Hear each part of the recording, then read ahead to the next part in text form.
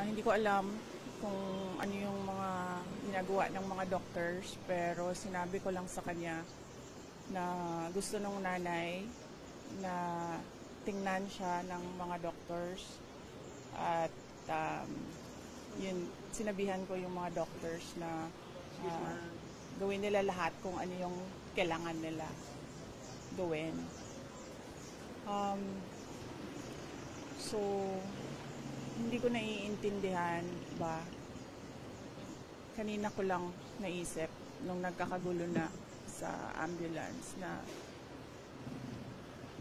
paulit-ulit kami humihingi ng tulong doon sa loob ng detention center.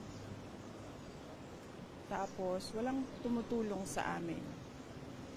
Nung tinanong ko yung doktor, pwede bang private vehicle na lang ang pagkargahan?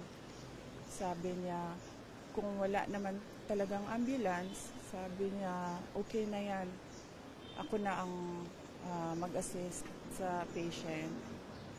Tapos, nung nandyan na yung private vehicle, biglang may dumating na ambulance ng police. So, ibig sabihin, nandun lang sila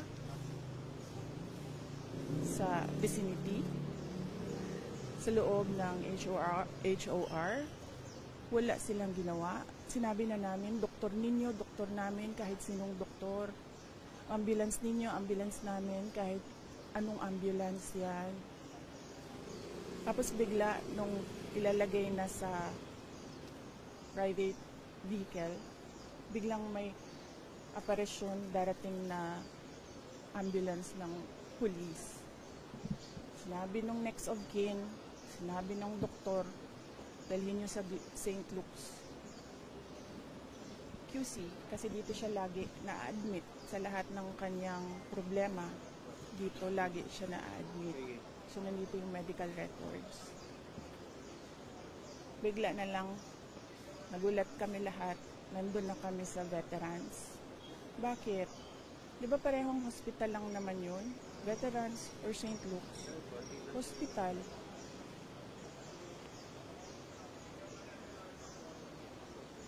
Tapos kanina, ayaw na naman nila tumulong. Naghahanap kami ng ambulance. Wala na namang ambulance. So sabi ko, magbayad na lang tayo ng ambulance. Kausapin natin ng St. Luke's kung anong pwedeng gawin. Nung dumating na yung ambulance ng St. Luke's, biglang meron na namang dumating na ambulance ng police.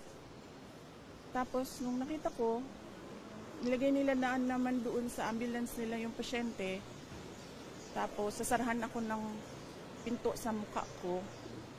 Hindi ko alam paano niya gagawin yon. Isasara mo yung pinto na may tao doon. Paano mo masasara yung pinto? Paano tatakbo itong ambulance na ito? Masyadong sinungaling at scheming yung mga pulis ba? Na ganyan yung ginagawa nila sa pasyente. Sila yung nagsasabi kung anong gagawin yun sa pasyente. Sabi ko, doktor ang mag-decide kung anong gagawin sa pasyente. Kasi hindi naman makakatakbo yung pasyente. She's hysterical. She's in pain. She is nauseous. So, saan pupunta yon? Lilipad ba ng Singapore yon? Hindi naman. Itong nag-uutos sa mga pulis, parang kriminal yung kanilang binabantayan. Tingnan nyo.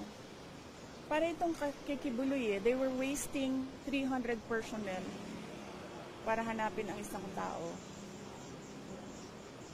They're wasting so much manpower dito para bantayan ang isang tao na na-contempt lang. Tapos, ano yun? Kanang atikon pa ba ang mga tao ba? Nagmamadali na lahat kasi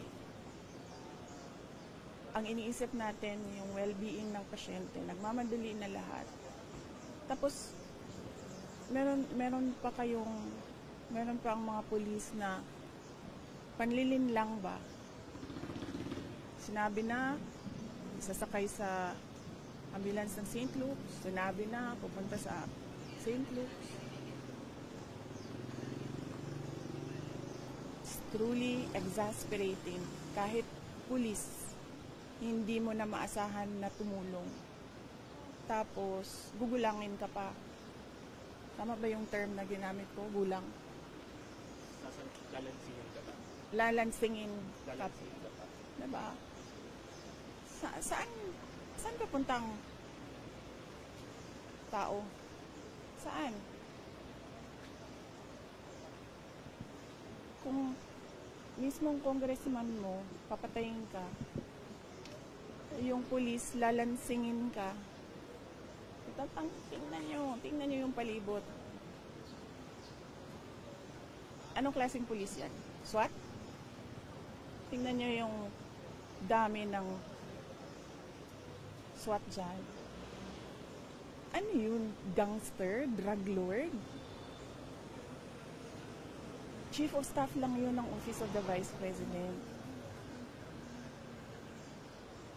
Na, for the record, hindi nag-abscond, hindi fugitive. Nag-attend ng hearing, nagpa-detain to cooperate. So, wala naman tayong, it's not our call kung gaano kadaming police dyan. Diba? Pero, yung lalansingin ka ng police, hiltuhin ka ng police,